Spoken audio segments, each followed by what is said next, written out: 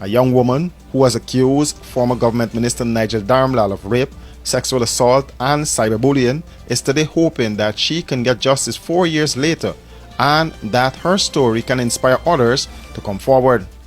Sarah Hack in a virtual press conference detailed her alleged ordeal at the hands of Darmlal, who was recently elected to sit on the executive committee of his party, the governing People's Progressive Party.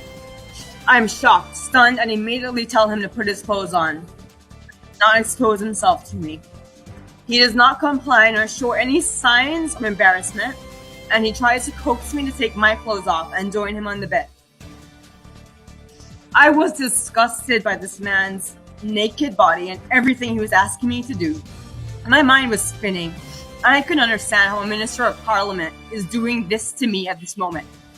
He asked me to disrobe, and I insist on keeping all of my clothes on. I am trying not to be rude, and at my expense. He starts fondling and groping me. My top comes off with him trying to see my breasts. And as I'm sitting on the bed trying to put my clothes on, he takes them off and we go back and forth. He finally starts to grind up against me, expecting our genitals to touch. I told Darmlal to stop and to put his penis away. He says he needs to get something from me first. He starts to take my pants off and my underwear, but I insist on leaving my pants halfway on one leg because I did not want to spread eagle to this man. I couldn't believe this was happening, and I stared at the ceiling and looked at a clock to the left of me. My dignity and sanity went out the window, and I was crushed. I was completely disassociated as this man goes down on me, and he used his tongue to have oral sex with my vagina and anus. I don't know how long this goes on for, but I began to sob silently without him knowing, since I intended on showing no fear, with a naked minister trying to have sexual intercourse with me on pretenses of a business meeting. An emotional Hack explained that the first incident occurred in September 2020 at Anna Regina State House, where she met him for a business meeting. This thing happened to me 4 years ago. It didn't happen to me 4 years ago in my head. I get nightmares about this thing.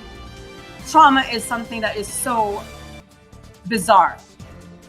Things that never used to affect me when it happened started to affect me later on in life. I started to get nightmares. I have simple PTSD because of this. This thing started to haunt me when I tried to let it go.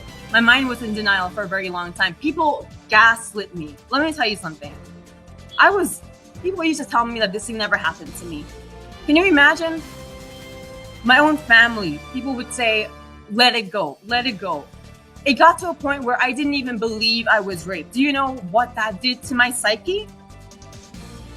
Do you know how mentally frayed I became?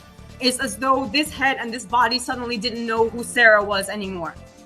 The second incident allegedly occurred in a Cummins Lodge property of the former minister. In response to a question from CNN on why now, Sarah said she is hoping to show others that they are not alone.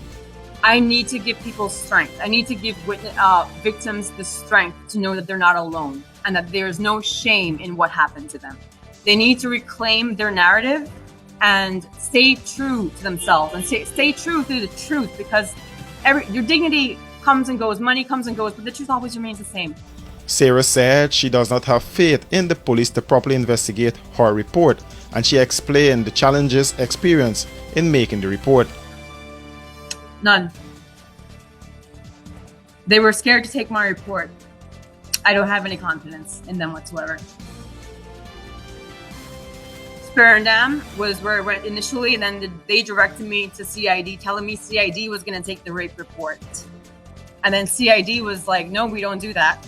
An inspector called me to go to Cove and John the next day, and then that's when the rape report got taken. Last year, a report of similar nature was made against Darmlal, which led to him resigning his post as minister and member of parliament. After several weeks, the young woman recanted her report.